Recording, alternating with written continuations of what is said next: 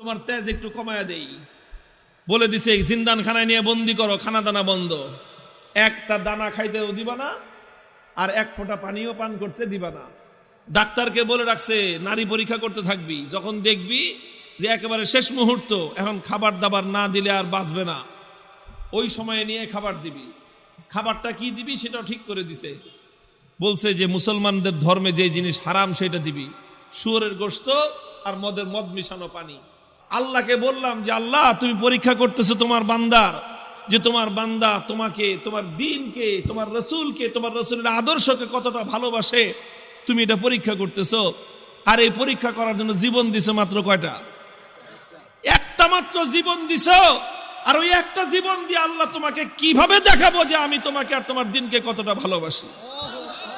তুমি আমাকে 1000 জীবন দান করতা, একটা একটা করে জীবন তোমার জন্য উৎসর্গ করে তোমার বান্দা আব্দুল্লাহ বিন হুযাফা দুনিয়ার সামনে প্রমাণ করে দিত ঈমানদারের কাছে ঈমানের দাম কত বেশি।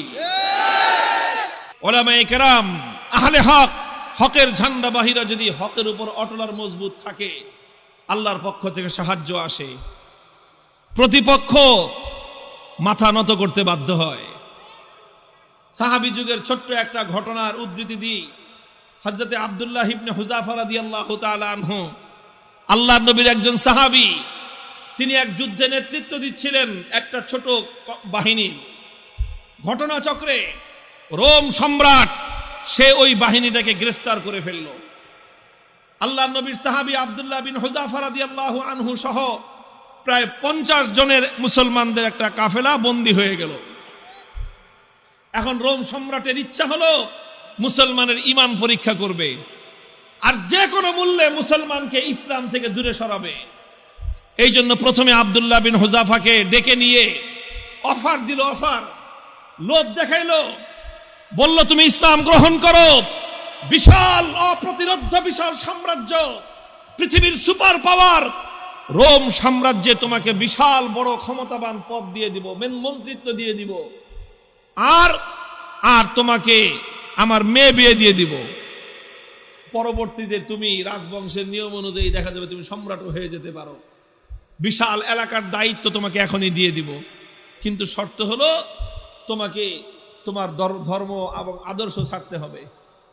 এই কথা যখন বলেছে, আব্দুল্লাহ ইবনে হুযাফা রাদিয়াল্লাহু আনহু রাগে ক্ষোভে অগ্নিশর্মা হয়ে, কোন কোন বর্ণনার মধ্যে এসেছে রোম সম্রাটের দরবারে দাঁড়িয়ে রোমান সম্রাটকে তিনি লক্ষ্য করে বলেছেন, ইয়া কালবার রোম, হে রোমের কুকুর। রোমের সম্রাট যখন তাকে ধর্ম ত্যাগের, ইসলাম ত্যাগের পরামর্শ দিয়েছে, তখন তিনি রোম সম্রাটের রাজ দরবারে দাঁড়িয়ে সম্রাট বলে নয়, রোমের কুকুর বলে সম্বোধন করে বলেছেন, মুসলমানের ঈমান এত কম দামি জিনিস না। সম্রাট মনে করলো শরীরে এখনো তেজ বেশি, তো এই জন্য এত গরম গরম কথা, এত গরম গরম কথা, তোমার তেজ একটু কমায়া দেই। বলে দিছে জিন্দান খানায় নিয়ে বন্দি করো, খানা দানা বন্ধ, একটা দানা খাইতেও দিবা না, আর এক ফোঁটা পানিও পান করতে দিবা না। ডাক্তারকে বলে রাখছে নারী পরীক্ষা করতে থাকবি, যখন দেখবি যে একেবারে শেষ মুহূর্ত, এখন খাবার দাবার না দিলে আর বাঁচবে না, ওই সময়ে নিয়ে খাবার দিবি। খাবারটা কি দিবি সেটাও ঠিক করে দিছে। বলছে যে মুসলমানদের ধর্মে যে জিনিস হারাম সেটা দিবি, শুয়োরের গোশত আর মদ মিশানো পানি। ঠিক তাই হয়েছে। আব্দুল্লাহ বিন হুযাফা সহ না খেতে খেতে যখন মরণাপন্ন প্রায়, তখন একেবারে জীবন বাঁচানোর জন্য তাদেরকে খাবার দেওয়া হয়েছে। খাবার কি? শুয়োরের গোশত আর মদ মিশানো পানি।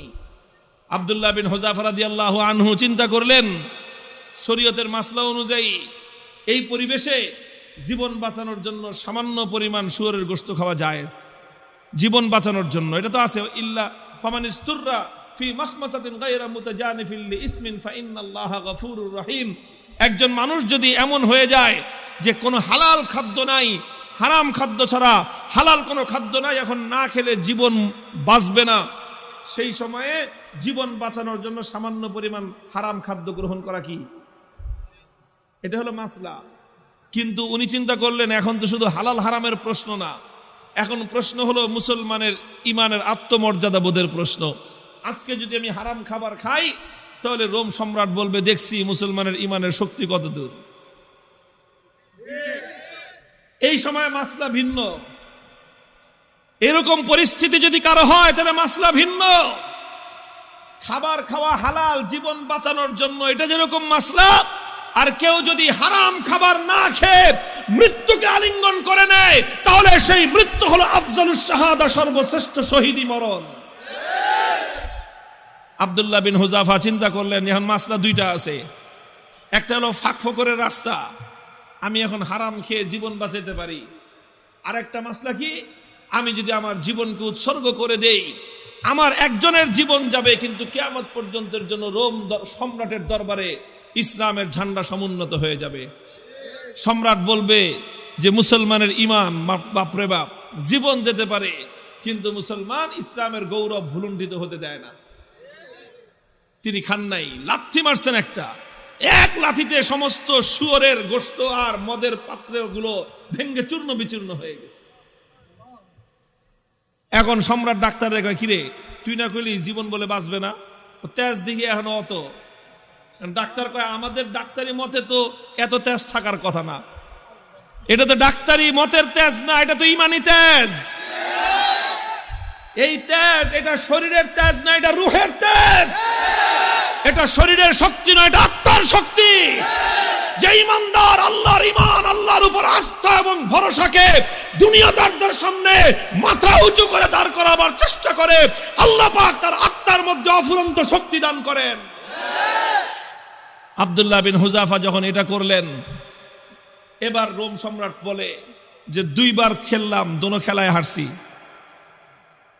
দুইবার হলো না, প্রথমবার লোভ দিছে, জিতছে না হারছে। দ্বিতীয়বার খাওয়ান দাওয়ান বন্ধ করে টাইট দিছে, জিতছে না হারছে। এবার কয় ফাইনাল খেলা, খেলা হবে। কি খেলা? ফাইনাল খেলা হবে। কার সাথে?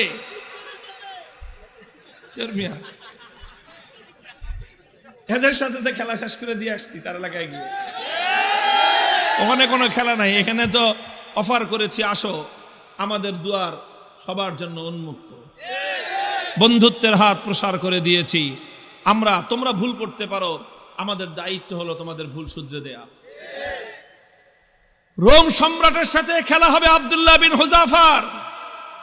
একজন হলো সম্রাট, আর একজন তার একজন বন্দী, তার জিন্দানখানার কয়েদি, আর একজন সম্রাট। খেলা হচ্ছে ফাইনাল খেলা। রোম সম্রাট বলল এবার একদম দেখবো চূড়ান্ত যে ইমানের তেজ কোন পর্যন্ত হয়। যতজন বন্দী বিশাল বিশাল ড্যাগের মধ্যে পানি গরম করছে, ফুটন্ত গরম দাউ দাউ লেলিহান শিকার আগুন, সেই আগুনের মধ্যে ড্যাগ বসাইছে, বিশাল বিশাল ড্যাগ, খাজা বাবার ড্যাগের মতো। খাজা বাবার ড্যাগ দেখছেন? বাংলাদেশে আছে হলো শাহজালালের মাজারের ড্যাগ একটা আছে, ওটার মধ্যে বালতি নিয়ে নামে একজন সঙ্গ লাগায়া খিচুড়ি উঠাইতে, দেখেন নাই? এরকম বিশাল ড্যাগ, একটা মানুষ যেন আপাত মস্তক সেই ড্যাগের মধ্যে ডুবে যেতে পারে, এত বড় বড় ড্যাগ বানাইছে। ড্যাগ বানায় তারপরে লাকড়ি দিয়ে লেলিহান শিকার আগুন জ্বালাইছে, সে আগুন জ্বালায় তারপরে এই তো পানি দিয়ে ভরে দিছে। পানি যখন টকবক টকবক করতেছে, এবার আব্দুল্লাহ বিন হুযাফা সহ তার সমস্ত বন্দীদেরকে ডেকে আনছে। ডেকে এনে বলছে, আব্দুল্লাহ বিন হুযাফা এবার তোমার সাথে কোনটা খেলা? ফাইনাল। তোমাকে সর্বশেষ সুযোগ দিচ্ছি, তুমি দুইবার আমাকে ডিনাই করেছো, আমাকে অপমান করেছো, এবার লাস্ট সুযোগ তোমার জন্য।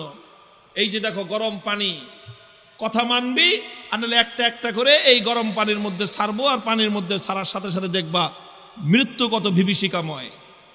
আব্দুল্লাহ বিন হুযাফা নির্বিকার, কোনো কথা বলেন না। সম্রাট বলছে জল্লাদকে ওর সামনে থেকে তার একজন সঙ্গীকে নিয়ে তার চোখের সামনে গরম পানিতে ছেড়ে দাও। ঠিকই আব্দুল্লাহ বিন হুযাফা রাদিয়াল্লাহু তাআলা আনহু একজন সাথীকে নিয়ে গরম পানির মধ্যে ছেড়ে দেওয়া হলো। মুহূর্তের মধ্যে বিভৎসভাবে তার মৃত্যু হলো, তিনি শাহাদাত বরণ করলেন। চোখে তাকায় দেখলেন কিচ্ছু, কোনো কথা নাই। এবার বলল যে এবার ওরে ধরে নিয়ে যাও। আব্দুল্লাহ বিন হুযাফা রাদিয়াল্লাহু তাআলা আনহুকে এবার ধরে নিয়ে যাওয়া শুরু করলো। বাদশা খেয়াল করতেছে যে মনোভাবটা কি চেঞ্জ হয় কিনা, একটু অন্তত ভয় পায় কিনা। একটু ভয় পাইলেও মনে করবে যে যাক কোন রকম মর্যাদাটা রক্ষা পাইছে, ফাইনাল খেলা ড্র ঘোষণা করে দেওয়ার একটা ধান্দা খুঁজতেছে। যখন আব্দুল্লাহ বিন হুযাফাকে নিয়ে যাওয়া হচ্ছে, ইতিহাসের কিতাবগুলোর মধ্যে লেখা হয় ওনার চোখ দিয়ে দরদর করে পানি পড়তে আরম্ভ করলো। তো বাদশাহ মনে করছে কাম হয়েছে, মনে হয় কাজ হয়েছে, মনে হয় ভয় পাইছে, কেবল ডাক দিছে, এই ফিরে আনো। জিজ্ঞেস করতেছে কি ব্যাপার, ভয় পাইছো? যদি ভয় পেয়ে থাকো সারেন্ডার করো, এখনো তোমার জন্য সে আমার অফার অব্যাহত আছে, তুমি তোমার ধর্ম ছেড়ে আমাদের দলে যোগ দাও, সঙ্গে সঙ্গে আমি তোমাকে রোম সাম্রাজ্যের বিশাল ক্ষমতাবান পদ দিব তোমাকে। আর যদি না মানো তাহলে তোমাকে কিন্তু খালি চোখের পানি দেখে আমি ছাড়বো না, তোমাকে গরম পানির মধ্যে নিক্ষেপ করে নির্মমভাবে তোমাকে হত্যা করব। আব্দুল্লাহ বিন হুযাফা বলেন, কারে তুমি কি মনে করছো এই মৃত্যু দেখে ভয় পেয়েছি? না, তোমার এই মৃত্যুর এই বিভীষিকা দেখে আমি ভয় পাই নাই। তাহলে কান্দো কেন? পরে কান্দি, চোখের আমারে পানি, হে রোম সম্রাট, তোমাকে দেখাবার জন্য নয়, আমার চোখের অশ্রু তো দুনিয়ার কোন মানুষকে দেখাবার জন্য নয়, আমি আমার জীবন সায়ান্নে মৃত্যুর মুখোমুখি দাঁড়িয়ে আমার রব্বুল আলামিনকে দেখানোর জন্য দুফোঁটা তপ্ত অশ্রুর নজরানা তার কদমে পেশ করলাম। আল্লাহকে বললাম যে আল্লাহ, তুমি পরীক্ষা করতেছো তোমার বান্দার, যে তোমার বান্দা তোমাকে, তোমার দ্বীনকে, তোমার রাসূলকে, তোমার রাসূলের আদর্শকে কতটা ভালোবাসে, তুমি এটা পরীক্ষা করতেছো। আর এই পরীক্ষা করার জন্য জীবন দিছো মাত্র কয়টা? একটা মাত্র জীবন দিছো। আর ওই একটা জীবন দিয়ে আল্লাহ তোমাকে কিভাবে দেখাবো যে আমি তোমাকে আর তোমার দ্বীনকে কতটা ভালোবাসি? তুমি আমাকে 1000 জীবন দান করতা, একটা একটা করে জীবন তোমার জন্য উৎসর্গ করে তোমার বান্দা আব্দুল্লাহ বিন হুযাফা দুনিয়ার সামনে প্রমাণ করে দিত ঈমানদারের কাছে ঈমানের দাম কত বেশি। তো এই জন্য কান্দি বেটা, আহাম্মক জানি কথাটা। তুই মনে করছিস যে মুসলমান জীবনের মায়ায় কান্দে? আরে মুসলমান তো বিশ্বাস করে যে যতদিন বেঁচে আছি ততদিন কষ্টে আছি, আল্লাহর জন্য জীবন দিব আর জান্নাতে যাব। কি বলেন? সন্দেহ আছে? আল্লাহর জন্য জীবন দেওয়ার মধ্যে আর জান্নাতের মধ্যখানে কোনো দূরত্ব নাই, কোনো দূরত্ব নাই। তুমি জীবন দিবা আল্লাহর জন্য আর জান্নাতে যাবা। তাহলে ভয় কারে দেখাও মিয়া? আমার কাছে একটা জিনিসই আমার বুঝে আসছে, যে বেটা তোমরা যদি বাতিলের উপর থেকে নমনীয় না হতে পারো, আমি হকের উপর থেকে নমনীয় কোন দুঃখে হব? হযরত ওমরের থিওরি ছিল যে আলাইসা কাতলাহুম ফিন্নার ওয়া কাতলানা ফিল জান্নাহ। হযরত ওমর রাগে ক্ষোভে হুজুর সাল্লাল্লাহু আলাইহি ওয়াসাল্লাম এসে বলতেছে যে হুজুর আচ্ছা কোন তো থিওরিটা এটা কিনা, যে বেঈমানরা মরলে জাহান্নামে যাবে, ঈমানদাররা মরলে জান্নাতে যাবে, কথা ঠিক আছে না হুজুর? হযরত ওমর যখন এই কথা কয়, হুজুর কয় তোমার কথাটা তো ঠিকই আছে, যে ওরা মরলে জাহান্নাম, আমরা মরলে জান্নাত। কয় হুজুর তাইলে আবার 3 নম্বর কথা কি? ফালামা নুতি হাযিহি দানিয়াতা ফি দীনিনা। বেঈমান যদি নমনীয় না হতে পারে, মরলে জাহান্নামে যাবে, তাহলে আমি মরলে জান্নাতে যাব, আমি নমনীয় হব কেন?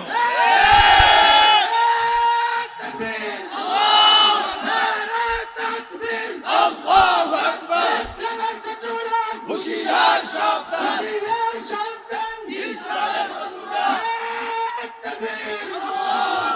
আরে বেঈমানরা যদি বাতিলের পথ ছাড়তে না পারে, ঈমানদাররা হকের পথ ছাড়বে কেন? কথার মধ্যে কোনো ভেজাল আছে? হিসাব কিতাব তো ক্লিয়ার, কথা তো পরিষ্কার এখানেই, যে এখানে নমনীয় তো তোমাকে হতে হবে, আমি কেন নমনীয় হব? যেখানে তুমি বাতিলের উপর, আমি হকের উপর, তুমি বদ্দীনের উপর, আমি দ্বীনের উপর, তুমি কোরআনের বিপক্ষে, আমি যখন কোরআনের পক্ষে, নমনীয় তোমাকেই হতে হবে, আমার নমনীয় হওয়ার কোনো স্কোপ নাই। হযরত আব্দুল্লাহ বিন হুযাফা রাদিয়াল্লাহু তাআলা আনহু যখন এই কথা বললেন, সে আরে বেটা জীবন তো একটা আছে দেখে একটা দিতেছি, জীবনে 1000টা থাকলে 1000টা দিয়ে প্রমাণ করতাম যে ইসলাম এবং ঈমানের দাম কত।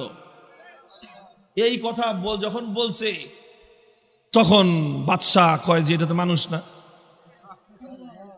মানুষ কি এরকম হয় নাকি? আরে মৃত্যুর মুখোমুখি দাঁড়িয়ে মৃত্যুকে আলিঙ্গন করার জন্য পাগল। কয় জীবন একটা আছে দেখে একটা দিতেছি, 1000টা থাকলে 1000টা দিতাম। এখন তো ওর দিলের মধ্যে ভয় ঢুকে গেছে, আল্লাহ পাক রব্বুল আলামিনের পক্ষ থেকে সাহায্য আর নুসরত আসা শুরু হয়ে গেছে। আল্লাহ পাক বাতিলের অন্তরের মধ্যে ভয় এবং ভীতির সঞ্চার করে দিয়েছেন। এখন বাদশাহ মনে করা শুরু করছে যেটা মানুষ না, এটা অন্য কিছু।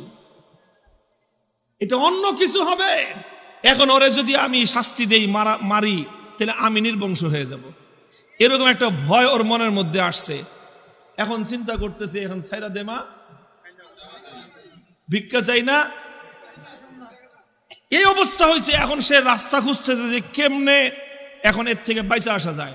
এখন যদি আব্দুল্লাহ বিন হুযাফাকে এমনি মুক্তি দিয়ে দেয়, নিজের মান মর্যাদা যা আছে, প্রেস্টিজ সব বেলুনের মতো ফুটো হয়ে যাবে। এখন বলে যে ঠিক আছে, ঠিক আছে, তোমার কিচ্ছু করা লাগবে না, ইমান ছাড়া লাগবে না, ইসলাম ছাড়া লাগবে না, কোনো কিছু করা লাগবে না, তুমি শুধু একটা কাজ করো, আমার কপালের মধ্যে একটা চুমা দিয়ে দাও, তোমাকে ছেড়ে দিব। আব্দুল্লাহ বিন হুযাফা বলেন, শুধু আমাকে একা ছাড়বা না, আমার 50 জন সাথী সঙ্গী সবাইকে ছাড়বা। কয় না, খালি 50 জন না, তুমি যদি আরো নাম কর, উনি সব ছেড়ে দিন। তিনি চিন্তা করেন, আল্লাহর পক্ষ থেকে নুসরত আসছে, আল্লাহর পক্ষ থেকে সাহায্য এসেছে। আল্লাহ পাক একজন বন্দির সামনে একটা সম্রাটের মাথা নত করে দিয়েছেন। কুদরত কার হাতে? ফাইনাল খেলায় জিতছে কে? কে জিতছে? হযরতে রাসূলের সাহাবী জিতেছেন, সম্রাট পরাভূত হয়ে গেছে। কথা বলেন ঠিক না বেঠিক? তিনি চিন্তা করলেন যে আমার একটা কাজ, এই কাজের দ্বারা তো ইসলামের গৌরব নষ্ট হবে না, আর সঙ্গী সাথীদের জীবন বেঁচে যাবে। ঠিক আছে, তাও ওনার আত্মমর্যাদা এতটা বেশি যে সরাসরি কাফেরের কপালে চুম্বন দিবেন, আত্মমর্যাদায় বেঁধেছে। কাফেরের কপালে নিজের পাঞ্জাবির আস্তিন রাখছেন, আস্তিন দেখে নিজের পাঞ্জাবির হাতের উপর চুম্বন করেছেন। বাদশা কয়, যেমনি হোক সম্মানটা তো বাঁচছে আমার, কোন রকম তো বাঁচছে। আমি খালি বলতে পারলাম যে না না না, আমি হারি নাই, হুযাফার সাথে আমার একটা মিউচুয়াল আন্ডারস্ট্যান্ডিং হয়েছে, সেইভাবে কাম হয়েছে। বাস সব বন্দীদেরকে মুক্তি দিয়ে দিয়েছেন। এই খবর যখন খলিফা ওমরে ফারুক রাদিয়াল্লাহু তাআলা আনহুর কাছে গেছে, তিনি সাহাবায়ে কেরাম বড় বড় সাহাবীদেরকে নিয়ে অগ্রসর হয়ে আসছেন যে আব্দুল্লাহ বিন হুযাফাকে সংবর্ধনা দেওয়ার জন্য, যে আব্দুল্লাহ বিন হুযাফা, তুমি এবং তোমার 50 জন সঙ্গী আজ রোম সম্রাটের দরবারে আল্লাহর দ্বীনের ঝান্ডা যেভাবে সমুন্নত করেছো, আল্লাহর দ্বীনের গৌরব, মুসলিম জাতির মর্যাদা সমুন্নত করেছো, গোটা মুসলিম উম্মার দায়িত্ব আর কর্তব্য হয়েছে এখন তোমাকে সম্মান জানানো। এই জন্য আমি স্বয়ং খলিফা তোমাকে ইস্তেকবালের জন্য সামনে অগ্রসর হয়ে আসছি। মুহতারাম হাজিরিন, উলামায়ে কেরামকে বলি, আর আলেমদের সাথে যারা আছেন তাদেরকে বলি, হকের উপর অটল থাকতে হবে। জীবন যাওয়া না যাওয়াটা বড় প্রশ্ন নয়, বড় প্রশ্ন হলো আমার জীবনটা হকের পথে গেল কিনা। জীবনের শেষ মুহূর্ত পর্যন্ত ইসলামকে, আল্লাহর দ্বীনকে বিক্রি করে ব্যক্তিগত স্বার্থ উদ্ধার করা যাবে না। আল্লাহ পাক তৌফিক দান করেন, আমিন বলেন।